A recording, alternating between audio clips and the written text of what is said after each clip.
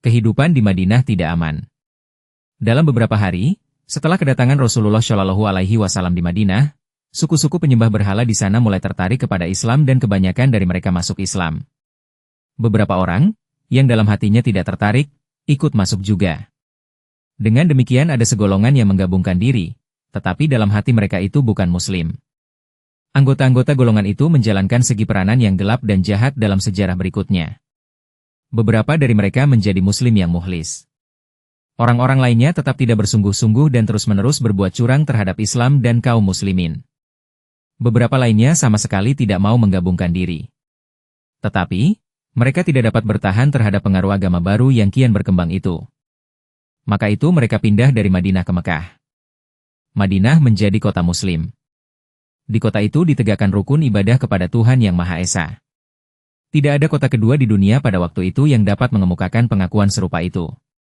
Bukan kegembiraan yang tidak sedikit bagi Rasulullah Shallallahu Alaihi Wasallam dan para sahabat dengan kenyataan bahwa dalam beberapa hari sesudah hijrah seluruh warga kota telah dapat meninggalkan pemujaan berhala dan beralih ke ibadah kepada Tuhan Yang Maha Esa dan Maha Gaib. Tetapi, belum ada rasa aman untuk kaum muslimin. Di Madinah sendiri segolongan bangsa Arab hanya pada lahirnya masuk Islam. Batin mereka musuh kental Rasulullah Shallallahu Alaihi Wasallam. Di samping itu masih ada orang-orang Yahudi yang terus-menerus berbuat curang terhadap beliau. Rasulullah Shallallahu Alaihi Wasallam menyadari kehadiran bahaya itu. Beliau tetap waspada dan meminta para sahabat dan pengikut beliau senantiasa berhati-hati. Beliau sendiri sering berjaga-jaga dan tidak tidur semalam suntuk. Bari, Jilid 6. Payah oleh jaga sepanjang malam, pada suatu waktu beliau menyatakan keinginan mendapatkan bantuan. Tak lama kemudian beliau mendengar bunyi senjata. Ada apa? Beliau bertanya, saya, Sa'ad bin Waqqas ya Rasulullah, datang untuk tugas jaga bagi Anda, Bukhari dan Muslim. Kesadaran penduduk Madinah akan kewajiban dan tanggung jawab besar mereka tergugah. Mereka telah mengundang Rasulullah Shallallahu Alaihi Wasallam untuk datang dan tinggal di antara mereka, dan kini menjadi kewajiban mereka melindungi beliau. Suku-suku Madinah mengadakan musyawarah dan mengambil keputusan untuk menjaga rumah Rasulullah Shallallahu Alaihi Wasallam secara bergiliran. Dalam ketidakkamanan pribadi beliau dan ketidaktentraman para pengikut beliau, tidak ada beda antara kehidupan di Mekah dan di Madinah. Satu-satunya perbedaan ialah, kaum muslim di Madinah dapat beribadah dengan bebas dalam masjid yang telah mereka dirikan atas nama Tuhan. Mereka dapat berkumpul untuk keperluan itu 5 kali sehari tanpa gangguan atau rintangan sedikit pun. 2 atau 3 bulan telah lampau. Kaum Mekah telah sadar kembali dari kebingungan mereka dan sudah mulai lagi membuat rencana untuk mengganggu dan menyerang kaum muslim. Mereka segera tahu bahwa mereka tidak akan memenuhi maksud mereka kalau semata-mata mengganggu dan menyusahkan kaum muslim di Mekah dan sekitarnya. Sangat perlu untuk menyerang Rasulullah Shallallahu Alaihi Wasallam dan para sahabat di Madinah dan mengusir pula dari tempat perlindungan mereka yang baru.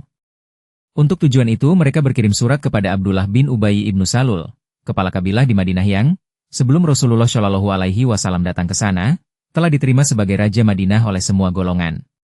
Mereka mengatakan dalam surat itu bahwa mereka dikejutkan oleh kedatangan Rasulullah Shallallahu Alaihi Wasallam di Madinah, dan adalah keliru di pihak kaum Madinah memberi perlindungan kepada beliau. Pada akhir surat mereka mengatakan, karena sekarang kalian telah mengizinkan musuh kami masuk ke dalam rumah kalian, kami bersumpah dengan nama Tuhan dan menyatakan bahwa kami, kaum Mekah, akan bersatu padu menyerang Madinah, kecuali jika kalian, kaum Madinah, setuju mengusirnya dari Madinah, atau bersama kami memeranginya. Jika kami menyerang Madinah, kami akan membunuh semua pria yang dapat bertarung dan menjadikan semua wanita budak.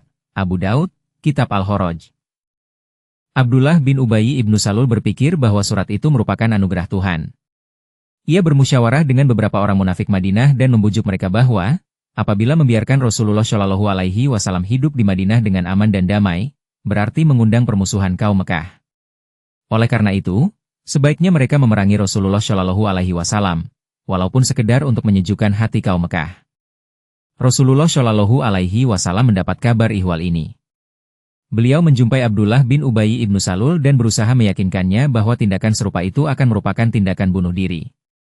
Banyak kaum Madinah telah masuk Islam dan bersedia mengorbankan jiwa raga untuk agama Islam. Jika Abdullah menyatakan perang terhadap orang-orang Islam, maka mayoritas kaum Madinah akan berkelahi di pihak orang-orang Islam. Oleh sebab itu, perang serupa itu akan sangat merugikannya dan berarti kebinasaan dirinya sendiri. Abdullah, terkesan oleh nasihat itu, lalu membatalkan rencananya. Pada masa itu Rasulullah Shallallahu Alaihi Wasallam mengambil tindakan penting yang lain. Beliau mengumpulkan kaum muslimin dan menganjurkan supaya tiap dua orang hendaklah mengikat perhubungan sebagai dua saudara. Anjuran itu diterima dengan baik. Orang Madinah mengakui orang Mekah sebagai saudaranya. Dalam persaudaraan baru itu, kaum Ansyar menawarkan berbagai kekayaan dengan kaum Muhajirin. Seorang Ansyar hendak menceraikan seorang dari istri-istrinya untuk dikawin oleh saudaranya dari kaum Muhajirin. Orang-orang Muhajirin menolak pemberian-pemberian itu mengingat keperluan saudaranya, orang-orang Ansyar sendiri. Tetapi, kaum Ansyar mendesak terus dan urusan itu dihadapkan kepada Rasulullah Shallallahu Alaihi Wasallam. Kaum Ansyar mengemukakan bahwa kaum Muhajirin itu saudara mereka. Oleh karena itu, mereka harus memberi sebagian dari harta benda mereka kepada mereka itu. Para Muhajirin tidak dapat bercocok tanam. Tetapi mereka dapat menerima bagian dari hasilnya seandainya tidak mau menerima hibah tanahnya.